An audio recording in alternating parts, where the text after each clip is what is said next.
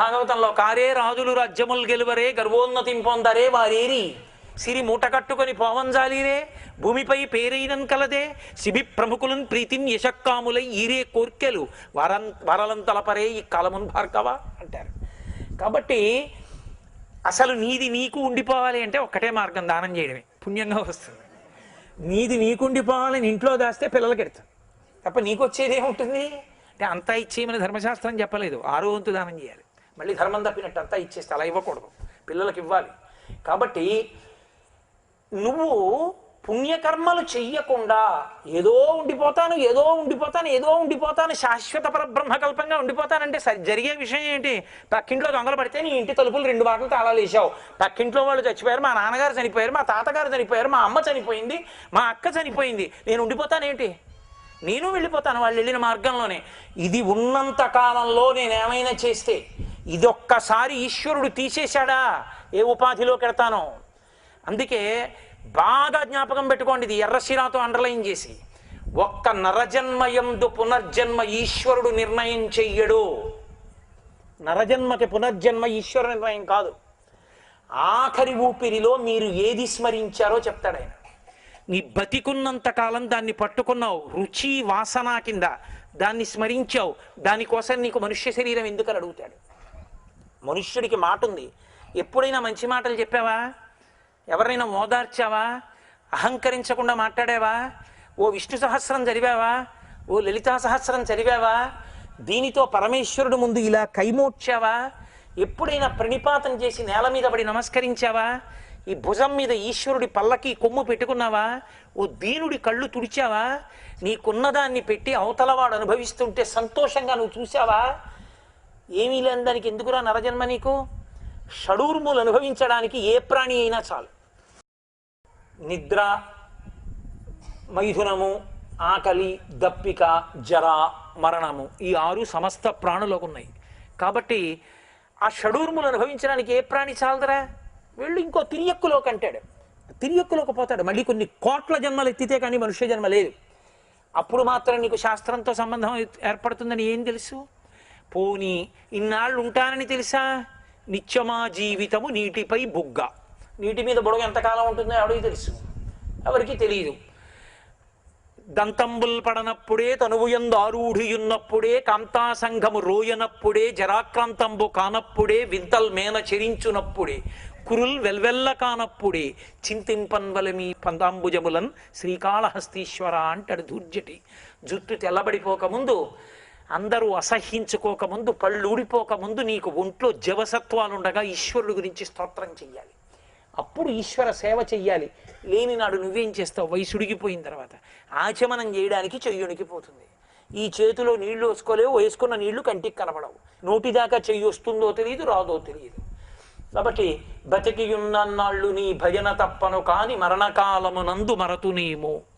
ఆ వేళ యమదూతల అగ్రహంబున వచ్చి ప్రాణముల్ పెకలించి పట్టునప్పుడు కపవాత పైత్యముల్ కప్పగా శ్రమచేత కంపముద్భవమంది కష్టపడుచు నారాయణాయంచు నా జిహ్వతో నిన్ను పిలుతునో శ్రమచేత పిలువలేను నాటికిపుడి నీ నామస్మరణ చేతు చివినిడవయ్య భూషణ వికాస శ్రీధర్మపుర నివాస దుష్ట సంహార నరసింహ దురిత దూర అంటాడు నృసింహ శతకకర్త. నీ ఓపిక ఉండగా చేసుకోవలసింది నన్ను ఉద్ధరించుకోవాలి. ఉద్ధరేణ ఆత్మనాత్మానం. ఏదో ప్రయాణానికి పెట్టే సర్దుతున్నావు, ఒక ప్రయాణం మాత్రం తథ్యం, దానికేం సర్దుతున్నావు? జీవుడు మళ్ళీ వెడతాడుగా ఇంకో శరీరంలో. ఆ శరీరంలో ఇలా పెట్టింది ఏదైనా ఉంటేగా నువ్వు ఇలా పట్టకుండా తినడం. దానికి ఏమైనా చేస్తున్నావా? లేకపోతే మన్మథ బాణములకు వశుడవైపోతే పాడైపోతావు. కాబట్టి ఆమె రాగస్వరూపపాషాఢ్య, అస్తమానం అక్కర్లేని వాటినన్నిటినీ కోరుకుంటూ ఉండడం, అవి తీరకపోతే ఎవరినో కారణం చెప్పి వాళ్ళని తిడుతూ ఉండడం. వాడు పనికి మాలిన వాడు, నేను ఒక్కడే పనికి వచ్చేవాడిని. బతికున్నంత కాలం నోరు విప్పితే ఆత్మస్తుతి పరనింద. ఒక్కనాడు ఈశ్వరుడి గురించి మాట్లాడడం ఉండదు. అవతల వారిలోని విభూతిని మన్నించలేవు, గౌరవించలేవు, మర్యాద చేయలేవు, మంచి మాట మాట్లాడలేవు. ఎప్పుడు చూసినా నీ అంత గొప్పవాడు లేడు, ఎప్పుడు చూసినా అవతలవాడు పలికి మాలినవాడు, నిన్నెవడు ఉద్ధరించగలడు? రాగస్వరూప పాషాఢ్య క్రోధాకారాంకుశోజ్వల. ఏదో వస్తువు కావాలి నీకు కోరిక, పాశం, అది అది తీరలేదు, ఎవరినో ఒకళ్ళని కారణం చెప్పి వాళ్ళని తిడుతూ ఉండడం. ఇప్పుడు నువ్వు ఎవరిని తిట్టావో వాళ్ళు ఆ తిట్లు పుచ్చుకోలేదు అనుకోండి. మీరు నాకు పట్టుకొచ్చో పంచి ఇచ్చారనుకోండి, నాకు వద్దమ్మా అన్నాను అనుకోండి, నాది అవుతుందా? అవదు. మీరు నన్ను తిట్టారనుకోండి, అమ్మ చాలా సంతోషం, నేను పుచ్చుకోవట్లేదు, నారాయణ అర్పణం వస్తే వెళ్ళిపోయాను అనుకోండి, ఇప్పుడు నన్ను ఏమైనా బాధిస్తుందా? ఏమీ బాధించదు. కానీ మిమ్మల్ని బాధిస్తుంది. ఎందుకో తెలుసా? హరివీడ సాధ్యంకుల ఇంత తిట్టినా నారాయణార్పణం వస్తుంటాడు ఏమిట్రా అని అంకుశం పెట్టి ఏనుగు కుంభస్థలం మీద పొడిస్తే ఎంత బాధో, అవతలవాడి మీద కోపం మనతలనే పొడుస్తుంది. ఏం చేశాడురా, ఎంత పని చేశాడురా అని ఆవేశపడిపోయి చెమటలు పట్టేస్తుంటాయి, కోప్పడిపోతుంటాడు. దానివల్ల రక్తపోటు పెరుగుతుంది. క్రోధకృత్కర్త విశ్వబాహుర్మహీతర. ఆ క్రోధం ఎంత పనైనా చేయించేస్తుంది. రామాయణంలో వాల్మీకి మహర్షి అంటారు, క్రుద్ధ పాపం న కుర్యాత్క క్రుద్ధో హన్యాద్గురునపి క్రుద్ధ పరుషయా వాచా నరం సాధు నదిక్షిపేత్. ఆ క్రోధమునకు వశుడైపోయిన వాడు గురువు గారిని కూడా చంపేస్తాడు. వాడికి చెయ్యవలసినది చెయ్యకూడనది అన్న యుక్తాయుక్త విచక్షణ నశించిపోతుంది. కాబట్టి కోపము చేత పాపము అది అహిత శత్రువు, రాగము శత్రువు, హితశత్రువు. చాలా అనుకూలంగా ఉన్నట్టు అనిపిస్తుంది కానీ అది శత్రువు. ఎందుకని? అది మనసులో చేరి పునర్జన్మకి కారణమవుతోంది మన్మథబాణం. ఇవి ఎప్పుడు ఆగుతాయి? అమ్మవారి పాదముల మీద పడాలి. అమ్మవారి పాదముల మీద పడితే అమ్మవారు చేతిలో పట్టుకుంది 5 బాణములు. 5 బాణములు పుష్పబాణములు. 5 పువ్వులే పట్టుకుంటుంది ఆవిడ. 5 పువ్వులే ఎందుకు పట్టుకుంటుంది? సుఖము. ఈ మాటకు అర్థం ఏమిటి? సుఖంగా ఉన్నాను అంటాడు, నేను సుఖం అనుభవించాను అంటాడు. చాలా తేలికగా మీకు అర్థం అవడానికి నేను ఒకటి చెప్తా, ఆలోచించండి. కన్నులున్నాయి, చూపు లేదు. ముక్కు ఉంది, వాసన లేదు. నాలుకుంది, రుచి తెలియదు. చర్మం ఉంది, స్పర్శ తెలియదు. చెవులున్నాయి, శబ్దం వినవు. మీకేమైనా సుఖం ఉందా? ఇంకా సుఖం లేకపోతే దుఃఖం లేదు. ఎందుకో తెలుసా? ఖ అంటే ఆకాశం. సు బాగుందని మీకు అనిపిస్తే అలా అనిపిస్తుంది. దు ఖ బాగులేదనిపిస్తేది. ఖ ఆకాశం అలాగే ఉంది. మబ్బులు వేస్తే మబ్బులు వేసే అంటారు, మబ్బులు లేకపోతే మబ్బుల్లే ఉంటారు. ఆకాశానికి ఏ దోషం లేదు. మీకు సుఖంగా ఉండడం అంటే సుఖాలన్నీ దుఃఖాలన్నీ ఎందులో ఉన్నాయి? ఈ 5. మీరు ఆలోచించండి. ఈ 5 లేవనుకోండి, అసలు ఈ ప్రపంచంలో బ్రహ్మాండంలో ఉన్న ఏదైనా మీకు సుఖకారకమా? ఈ దేవాలయం ఉంది, మీకు నాకు ఏమైనా సుఖమా? కన్ను చూడదు, ఏం కట్టారో ఎవడికి తెలుసు? కట్టడం ఎవడు కడతాడు దాన్ని? లోకంలో ఎవరికి కళ్ళు లేవు, ఎవడు కడతాడు దాన్ని? గుడి ఎవడు కడతాడు? లోపల విగ్రహం ఎవరికి కనపడుతుంది? ఎవరు చెక్కుతారు దాన్ని? ఇన్ని పురాణాలు ఉన్నాయి, ఇంత వాంగ్మయం ఉంది, మనుష్యుల కొరకే కదా. ఏమిటి చదువుతావు నువ్వు? ఎలా చదువుతావు? జలపాతం ఉంది, ఎలా చూస్తావు? వీణానాదం ఉంది, ఏం వింటావు? తుమ్మిద ఝంకారం ఉంది, ఎలా వింటావు? మధుర పదార్థం ఉంది, ఎలా రుచి చూస్తావు? నీ కొడుకు వచ్చాడు, ఎలా ముట్టుకుంటావు? స్పర్శ తెలియదుగా. నువ్వు అలా కూర్చుని ఉండాలంతే. జఠరాగ్ని ఆకలేసింది అనుకోండి, ఇలా తడుముకుంటే పోనీ ఏ కాయో దొరికిందంటే స్పర్శ నీకు తెలియదుగా. నిప్పు కణిక దొరికింది నీకు, దాన్నే పైకి ఎత్తావు. ఏదో ఒకటి ఎత్తాననుకుని స్పర్శ లేదు, నోట్లో పడేసుకున్నావు. నిప్పు నవిలేవు, తెలియదు నీకు నిప్పు నవిలేవు అనేది, స్పర్శ లేదు, మింగేసావు. లోపలికి ఏదో పదార్థం వెళ్ళింది, కడుపు నిండినట్టు కూడా తెలియదు, స్పర్శ లేదుగా. ఇప్పుడు అసలు సుఖమన్న మాట ఏముంది నాకు చెప్పండి? 5 తీసేస్తే ఈశ్వరుడు. కాబట్టి సుఖములు అన్న మాటకు అర్థం ఏమిటి? బ్రహ్మాండంలో ఉన్నవి పిండాండం అనుభవిస్తే సుఖం.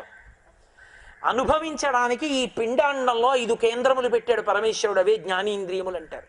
ఆ 5 కేంద్రములే కన్ను, ముక్కు, చెవి, నాలుక, చర్మము. ఈ 5 5 శక్తులతో బ్రహ్మాండంలో సుఖాల్ని అనుభవిస్తూ ఉంటాయి. ఇవి శబ్ద స్పర్శ రస రూప గంధములు అంటారు. ఒక్కొక్క దానికి ఒక్కొక్క శక్తి. ఇవి బ్రహ్మాండంలో ఉన్న పంచభూతములకు ఉంటాయి. బ్రహ్మాండంలో ఏమున్నాయి? పృథివీ, ఆపస్, తేజో, వాయుర్, ఆకాశములు ఉన్నాయి. బ్రహ్మాండంలో పృథివీ ఉంది. ఈ పృథివీ అంతటికీ కూడా వాసన ఉంటుంది. అందుకే చూడండి, వర్షం పడిందనుకోండి, మట్టి వాసన వస్తుంది. పృథివీలో వాసన లేకపోతే జాజి పువ్వుకి ఎక్కడి నుంచి వచ్చిందండి? ఎలా గ్రహించింది? పృథివీకి వాసన ఉంటుంది. పృథివీకి ఉన్న వాసనని ముక్కు పట్టుకుంది.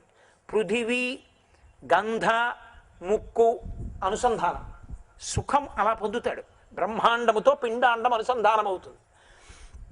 అలా శబ్ద, చెవి, ఆకాశము, శబ్దములన్నీ ఆకాశంలో కదా ప్రయాణిస్తున్నాయి, కనపడుతున్నాయా, ప్రయాణం చేస్తాయి ఆకాశంలోనే. కాబట్టి శబ్ద, చెవి, ఆకాశ, స్పర్శ, చర్మ, బయట వాయువు, వాయువు వలన సుఖం తెలుస్తుంది కాబట్టి వాయువు, శబ్ద, స్పర్శ, రస, రుచి, నీరు, నీటి వలననే రుచి, నీరు లేకపోతే రుచి అందదు అసలు. మీరు బియ్యం తెచ్చుకొని అన్నం వండుకోవాలి, అగ్నిహోత్రం మీద పెడితే మాడిపోతుంది, అన్నంలో నీళ్లు పోస్తేనే అన్నం అవుతుంది, కాయగూర నీళ్లు పోస్తేనే ఉడుకుతుంది, అసలు నీరు లేకపోతే బతకడు. కాబట్టి నీరే రుచి, నీరు, రుచి, నాలుక, బ్రహ్మాండం కేంద్రం, తన్మాత్ర. కాబట్టి శబ్ద, స్పర్శ, రస, రూప, కన్ను, వెలుగు, ఈ మూడు. గంధ, వాసన, ముక్కు, బయట ఉండేటటువంటి పృథివీ, పృథివీలోంచి కదా వాసన వస్తుందన్నాను, పృథివీ. పృథివాపస్తేజో వాయురాకాశములు, శబ్దస్పర్శ రసరూప గంధములు, ఇక్కడ ఉన్నటువంటి 5 తన్మాత్రలు, ఇవి అనుసంధానం అవుతాయి. ఈ బ్రహ్మాండ పిండాండ అనుసంధానము ఎంతకాలం అవుతుందో అంతకాలమే భవతి అంటారు. సంస్కృతంలో భవతి అంటే ఉన్నాడు. ఇది పరదేవత చేస్తూ ఉంటుంది. ఏదైవీ సర్వదీవేషు శక్తి రూపేణ సంస్థిత, నమస్తస్యై నమస్తస్యై నమస్తస్యై నమో నమః. ఎందుకని ఇక్కడ అన్నం లేదు, పదార్థం అయిపోయింది, ఇందులో పదార్థం అయిపోయింది, ఒరే పదార్థం పడై, ఆకలి రూపంలో చెప్తుంది ఆవిడ. ఇప్పుడు ఎక్కడి నుంచి వస్తుంది? బ్రహ్మాండంలో యాపిల్ పండు తెచ్చి ఇందులో పడేశాను, ఇందులో మళ్ళీ పిప్పి మిగిలింది పృథివీ, ఎవరు పుచ్చుకోవాలి? పృథివే పుచ్చుకుంటుంది. నేను ఎంత కీర్తి సంపాదించినా నా భార్యాబిడ్డలు పుచ్చుకోరు, ఆ పిప్పిని పృథివే పుచ్చుకుంటుంది. తుట్టతుదన ఈ శరీరాన్ని కూడా పృథివే పుచ్చుకుంటుంది. కాబట్టి పృథివీ, ఈ బ్రహ్మాండంలో ఉన్న పృథివీ, పిండాండంలో ఉన్న పృథివీ అనుసంధానం అవుతాయి. ఆ యాపిల్ పండు పండాలి, ఇక్కడ పడేయాలి, ఇది లోపల జీర్ణం చేసుకుని రక్తంగా మార్చుకోవాలి, పిప్పిని బయటకు వదిలిపెడితే మళ్ళీ బ్రహ్మాండం పుచ్చుకోవాలి. అలాగే పృథివీ ఆపస్, నీరు, ఇందులో నీళ్లు అయిపోయాయి, దాహం వేసిందని చెప్తుంది పరదేవత, నీళ్లు లేవు లోపల పొయ్యి అని దాహ రూపంలో చెప్తుంది. నీళ్లు ఎక్కడ దొరుకుతాయి? బ్రహ్మాండంలో ఉంటాయి. అందులో నీళ్లు తెచ్చి ఇందులో పోసాను, ఇందులోపలికి వెళ్ళిన నీళ్లు కల్మషభూయిష్టమయ్యాయి, బయటికి వచ్చేస్తాయి, ఎవరు పుచ్చుకుంటారు? మళ్ళీ బ్రహ్మాండం పుచ్చుకుంటుంది, మళ్ళీ పృథివే పుచ్చుకుంటుంది. దీనికి వాయువు కావాలి, ఎక్కడి నుంచి పుచ్చుకుంటుంది? బ్రహ్మాండంలోంచి పుచ్చుకుంటుంది, ఊపిరిని తీసుకుంటుంది, వదిలిపెట్టేస్తుంది బయటికి, కల్మషభూయిష్టమైన ఊపిరిని. ఆ వాయువుని ఎవరు పుచ్చుకుంటారు? బ్రహ్మాండం పుచ్చుకుంటుంది. తేజస్సు, బయట వేడి ఎక్కువగా ఉంది, ఇందులో వేడి నియంత్రించాలి, చెమట పట్టించి నియంత్రిస్తుంది ఆవిడ వేడిని. ఆకాశము, లోపల రక్తకీశనాళికలు సన్నగా ఉంటాయి, నెత్తురు పరిగెత్తాలి, కొవ్వు అడ్డుపడకూడదు, ఆ జాగా అలా ఉండేటట్టుగా జాగ్రత్తగా చూడగలిగినటువంటి శక్తి పరదేవతా స్వరూపంతో ఉంటుంది. కాబట్టి ఇప్పుడు పిండాండము బ్రహ్మాండము అనుసంధానం చెందుతాయి. దీనికి ఆకలి వేయట్లేదు, ఎందుకనో ఏమి ఇబ్బంది లేదు, 2 రోజులు పర్వాలేదు, ఏదో ఒకటి తాగుతూ ఉండొచ్చు. ఇది నీరు పుచ్చుకోవట్లేదు, ప్రమాదం, డీహైడ్రేట్ అవుతుంది, పోసిన నీళ్లు బయటికి వెళ్ళిపోతున్నాయి, తొందరగా వెళ్ళిపోవాలి డాక్టర్ గారి దగ్గరికి. ఒక భూతం కన్నా ఒక భూతంతో అనుసంధానం ప్రమాదం. దీనికి వాయువు అందట్లేదు, ఊపిరి పుచ్చుకోవట్లే, ఎగూపిరి వస్తోంది, గంట కూడా ఉండకూడదు, వెంటనే వెళ్ళిపోవాలి. ఇవి తేజో, వేడి ఎక్కువైంది దీంట్లో, లేదా వేడి తక్కువైంది, వెళ్ళిపోవాలి హాస్పిటల్కి. ఈశ్వరాంశ, అందుకే ప్రథమో దైవ్యోభిషకు, అప్పుడు వైద్యుడు దీన్ని మళ్ళీ దిద్దుతాడు, బ్రహ్మాండ పిండాండాల్ని అనుసంధానం చేస్తాడు. ఆగిపోయింది అనుకోండి అనుసంధానం, దీనికి వేడి లేదు, దీనిలోకి వాయువు వెళ్ళటం లేదు, పైకి రావట్లేదు, దీనిలోకి పృథివీ వేస్తే పుచ్చుకోదు, అందులోంచి పృథివీ పైకి రాదు, ఇది బిగిసిపోయింది, ఇది నీళ్లు పుచ్చుకోదు. అప్పుడిక ఇది లేదు, ఇది పనిచేయదు, ఇది శివం కాదు శవం, ఇది బ్రహ్మాండంతో అనుసంధానం అవ్వట్లేదు. కాబట్టి దీన్ని బ్రహ్మాండానికి ఇచ్చేయండి అని కలిపేస్తారు పంచభూతాల్లో. ప్రతి క్షణం నువ్వు నిద్రపోతున్నా ఊపిరి తీయించి విడిచిపెడుతున్నది ఎవరు? ఆవిడ శాసనం అయిందనుకోండి, ఇక తీడు. 1,000,000 మంది వైద్యులు కూడి వచ్చినా కానీ మరణమయ్యడి వ్యాధి మాన్పలేరు. అది పరదేవత. ఇది ఆవిడ చేతిలో ఉన్న 5 బాణాలు. అవి అర్థమైతే ఆవిడకి నమస్కరించకుండా బ్రతికిన బ్రతుకు ఎంత కృతజ్ఞపు బ్రతుకు అర్థమవుతుంది. ఈ 5 పువ్వులే పట్టుకుంటుంది ఆవిడ. కారణం ఏమిటో తెలుసా? పంచతన్మాత్రలైనటువంటి శబ్ద స్పర్శ రస రూప గంధములను చెప్పడానికి పువ్వు ఒక్కటే సరిపోతుంది. శబ్ద పక్కన పెట్టండి, స్పర్శ ముట్టుకుంటే అతి సుకుమారంగా ఉండేది పువ్వే. స్పర్శ రస, ప్రతి పువ్వులోనూ తేనె ఉంటుంది. అది పిండి అయిపోయిన తర్వాత, కాయ అయిపోయిన తర్వాత చేదుగా ఉండొచ్చేమో కాకరకాయ, కానీ పువ్వుగా ఉన్నప్పుడు మాత్రం మకరందం ఉంటుంది. కాబట్టి పువ్వునందు రసం ఉన్నది, తేనె ఉన్నది. కాబట్టి రస రూప మంచి అందంగా ఉంటుంది. ఏ పువ్వు చూడండి, గడ్డి పువ్వు కూడా అందంగా ఉంటుంది.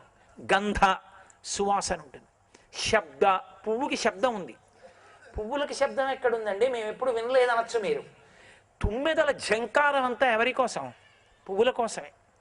మీరు తేనె తీసుకొచ్చి పాత్రలో అక్కడ పెట్టండి, తుమ్మెద తాగదు, పువ్వులోదే తాగుతుంది. పువ్వులోని మకరందం కోసం తుమ్మెద ఝంకారం చేసింది. కాబట్టి ఆ ఝంకారములన్నీ పువ్వులవే. కాబట్టి పువ్వులకు శబ్దాలు ఉన్నాయి. తుమ్మెదల ఝంకారాలే పువ్వులవి. కాబట్టి పువ్వుకి శబ్దం ఉంది. శబ్ద స్పర్శ రస రూప గంధములన్న 5 తన్మాత్రలు చూపించడానికి ఈ సృష్టిలో సరిపోయేటటువంటి ఒకే ఒక్క వస్తువు పువ్వు. అందుకే అమ్మవారు 5 పుష్పబాణాలు పట్టుకుంటుంది. కాబట్టి ఇప్పుడు రాగస్వరూప పాశాఢ్య క్రోధాకార అంకుశోజ్వల మనోరూపేక్షుకోదండ పంచతన్మాత్రసాయక. ఇప్పుడు ఆ తల్లి చేతి పాశం పడింది అనుకోండి మన మీద, ఏ పాశం పడితే మిగిలిన పాశములు వదిలిపెడతాయో ఆ పాశం ఆవిడ చేతి పాశం. ఆ పాశానికి ఏమని పేరో తెలుసా? భక్తి పాశం అని పేరు. ఆవిడ చేతి పాశం వేసి దగ్గరికి లాక్కుందనుకోండి, పాదాల దగ్గరికి, మీరేదో బట్ట విప్పి ఇంకో రంగు బట్ట ఏదో కట్టేసుకుంటారనుకోకూడదు. ఈ సంసారాన్ని విడిచిపెట్టి ఎక్కడికో వెళ్ళిపోతారని మీరేమనుకోక్కర్లేదు. ఎలా ఉన్నారో అలాగే ఉంటారు. కానీ మార్పు ఎక్కడొస్తుంది అంటే మనసులో వస్తుంది. అది ఎలా వస్తుంది అంటే, సీతం సుధరునించు చిత్తంబు చిత్తంబు భభు సమర్చన చేయు పాణిపాణి ప్రమథనాదు నిగొల్చు పదములు పదములు శివుని సన్నుతి చేయు జిహ్వ జిహ్వ విశ్వేశు కథ విను వీనులు వీనులు కాలకాలుని చూచు కనులు కనులు పరమేశు కొల్చెడి భాగ్యంబు భాగ్యంబు దర్పకారికి నుంచు తనువు తనువు పురహరు కొల్వబూరెడి బుద్ధి బుద్ధి శ్రీశసాయకునకు మొక్కు శిరము శిరము శంకరుని చదవబడిసిన చదువు చదువు శివుని ముందర ఉంచిన శిరము శిరము. పరమేశ్వరుడి సేవగా సుఖములను అనుభవిస్తారు. ఇప్పుడు అవి బంధనములు కావు. నా కొడుకు, పూర్వం మా అబ్బాయి అని పొంగిపోయేవాడిని. పరమేశ్వర అనుగ్రహం, ఈశ్వరుడు నాకు కొడుకునిచ్చాడు. ఇప్పుడు అన్నిటికీ ముందు ఈశ్వరుడు ఉంటాడు. కాబట్టి అది భక్తి పాశం అంటారు దాన్ని. ఆ పాశం పడితే మిగిలిన పాశములు వదులవుతాయి. ఆ పాశములు ఇక మిమ్మల్ని పట్టుకోవు. ఈ ఒక్క పాశం కానీ పడిందా, మిగిలిన పాశములు ఏవి మీ మీద పనిచేయవు. ఎందుకని? అన్ని పాశములకు పైన ఆ పాశం ఉంది. పరదేవతానుగ్రహం అంటుంటాడు. నేను చెప్పడం ఏమిటమ్మా, ఎవరో ఆ తల్లి అందరికి అర్థమయ్యేటట్టు చెప్పాడన్నారు. రేపు సంధ్యావందనం చేసుకుంటూ, అమ్మా వాగ్దేవి, నా నాలుక మీద నిలబడి నలుగురికి అర్థమయ్యేట్టు చెప్పించావా అమ్మా? సమయోచితంగా పలికించిన నీ పాదముల యందు నిరంతరం నా భక్తి ఇలాగే నిలబడేటట్టుగా నన్ను అనుగ్రహించమ్మా అని నేను అన్నాను అనుకోండి, అది నాకు ఎందుకు అహంకారాన్ని కల్పిస్తుంది. అవును, నా అంతవాణ్ణి నేనే అన్నాను అనుకోండి, అప్పుడు పతనం వస్తుంది. నేను ఈశ్వరుడి పనిముట్టుని అనుకున్నప్పుడు పైన పట్టుకున్న చెయ్యి ఒకటి ఉంది. పటకార పాలగిన్నెని పట్టుకుంది, నేనే పట్టుకున్నాను పాలగిన్నెని వేడిగిన్నెని పటకార అందనుకోండి, పైన చెయ్యి వదిలేసింది అనుకోండి, పట్టుకుంటుందా పటకార? గిన్నెని పట్టుకున్న పటకారని పైన పట్టుకున్న చెయ్యి ఒకటి ఉన్నది. ఆ చెయ్యి పట్టుకోకపోతే పటకార పాలగిన్నె పట్టుకోదు. నేను పటకార లాంటి వాణ్ణి. నేను శాస్త్రాన్ని పట్టుకోవడానికి నన్ను పైన పరదేవత పట్టుకుంది. ఆవిడ పట్టు వదిలితే నేను శాస్త్రాన్ని పట్టుకోలేను. ఆ పట్టు ప్రధానం. ఆ పట్టు దేని వల్ల పోతుందంటే, నేనే పటకారను అహంకరిస్తే ఆ చెయ్యి వదిలేస్తుంది నన్ను. ఆ చెయ్యి ప్రధానమని నేను అనుకుంటే పట్టుకున్న చేతిని నేను మరిచిపోకుండా ఉండాలి. అది ధన్యం. ఆ చేతిని మీరు పట్టుకున్నన్నాళ్ళు, ఆ తల్లి భక్తి పాశం మెడలో ఉన్నన్నాళ్ళు మిమ్మల్ని ఏవి ఇక బంధించం. అవే కర్మలు చేస్తూ ఉంటాడు. ఏదో చక్కగా పాయసం వండుకు తినాలనిపించింది, ఆ పాయసమే రేపు పరదేవతకి నైవేద్యం పెడదామాయ్ అంటాడు. చక్కగా భార్య చక్కగా ఏదో లలితా సహస్రనామ స్తోత్రం చదువుతూ వండుతుంది. దాన్ని చక్కగా తీసుకొచ్చి అక్కడ పెట్టి అమ్మవారికి నైవేద్యం పెట్టి అమ్మవారు బంగారు పాత్రతో పట్టుకుని తాగి అక్కడ పెడితే శుద్ధాచమనీయం ఇస్తే ఆవిడ తాగి చేయి కడుక్కుని మీరిచ్చిన ఉత్తరీయంతో ఆవిడ ఇలా నోరు తుడుచుకుని ఎంతో సంతోషించిందని భావించి మా అమ్మ ఉచ్ఛిష్టమని పుచ్చుకుంటాడు. అప్పుడు తాగాడు పాయసం, ఇప్పుడు తాగాడు పాయసం. అప్పుడు తాగిన పాయసం తన కొరకు, ఇప్పుడు తాగిన పాయసం పరదేవత ఉచ్ఛిష్టం, నీ జీవిత నివేదనం. అన్నీ ఆవిడ అనుగ్రహం. ఇప్పుడు ఏవి నిన్ను బంధిస్తాయి? జీవితమే ప్రసాదమైపోయింది. ఇప్పుడు అన్నీ ఆ తల్లి అనుగ్రహం. మరి కష్టం వస్తేనండి పరమేశ్వర అనుగ్రహం. ఏ జన్మలోనో పాపం చేశాను, ఈ చిన్న కష్టం రూపంలో ఈశ్వరుడు తీసేశాడు. ఈశ్వర కష్టాన్ని భరించగలిగిన శక్తి తప్ప కష్టం వచ్చిందని నీ పాదాలు వదలకుండా ఉండగలిగిన శక్తిని అనాలి. అందుకే ధూర్జటి కాళహస్తీశ్వర శతకం చేస్తే నిన్ను సేవింపగ నాపదల్పడమని నిత్యోత్సవం బబ్బని జనమాతృండనని సంసార మోహంబు పైగొనని జ్ఞానముగల్గని గ్రహగతులు కుందింపని మేలు వచ్చిన రాణి అవి నాకు భూషణములే శ్రీకాళహస్తీశ్వర అంటాడు. అవి నాకు భూషణములు, నీ పాదాలు మాత్రం వదలకూడదంటాడు. కుంతీదేవి కృష్ణ భగవానుడిని ప్రార్థిస్తూ భాగవతంలో ఒక మాట అంటుంది, యాదవులందు పాండు సుతులందు నాకు మోహ విచ్ఛేదము చేయుమయ్య ఘనసింధువు చేరిడి గంగభంగి నీపాద సరోజ చింతనముపై అనిశము మదీయ వృత్తి అత్యాదర వృత్తితో గదియగనట్లు చేయగదయ్య ఈశ్వర అంటుంది. మన్మథ బాణాలు ఎప్పుడు ఆగిపోతాయంటే తల్లి ఇలా చేయి చూపించాలి, ఆప్ చేయి. వాళ్ళు మార్పు వచ్చింది, వాడు మారాలనుకుంటున్నాడు, వాడు శరీరాన్ని సక్రమంగా వాడాలనుకుంటున్నాడు. వెంటనే మన్మథ బాణం పడ్డం ఆగిపోతుంది, ఇంద్రియ లౌల్యం ఆగుతుంది. ఇప్పుడు పరదేవత చేతి బాణములు పడతాయి.